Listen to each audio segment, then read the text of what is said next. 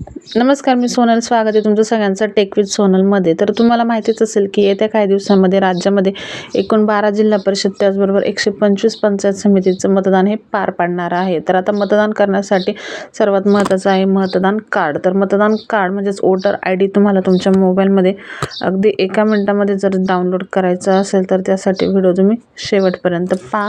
त्याचबरोबर चॅनलवरती जर नवीन असाल तर चॅनलला सबस्क्राईब मात्र करून जा.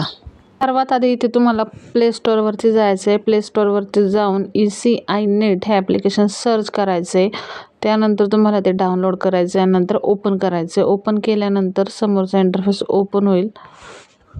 याच्या आधीचा इंटरफेस ओपन होतो. इथे बघू शकता डाउनलोड वोटर कार्ड. याच्यावरती तुम्हाला मोबाईल नंबर टाकून लॉग इन करायचे.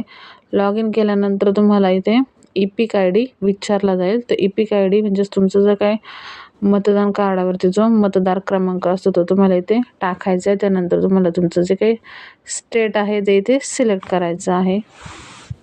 तर इथे तुमचा EPIC ID म्हणजेच वोटर ID टाकायचा आहे. त्यानंतर महाराष्ट्र तुमचं जे काही स्टेट आहे ते सिलेक्ट करायचं आणि फेच डिटेलवरती क्लिक करायचं. तर तुमच्या इथं नाव येणार आहे. त्यानंतर प्रोसीडवरती खाली इथे तुम्ही क्लिक करू शकता. त्यानंतर तुम्हाला तुमचा जो काही रजिस्टर मोबाईल नंबर आहे त्याच्यावरती एक OTP येईल. तो OTP टाकायचा आहे, व्हेरीफाय करायचा आणि डाउनलोड करून घ्यायचं आहे. तर मग अशा प्रकारे तुम्ही तुमचं मतदान कार्ड म्हणजेच वोटर ID अगदी 1 ते 2 मिनिटांमध्ये तुमच्या मोबाईलमध्ये लगेच डाउनलोड करू शकता.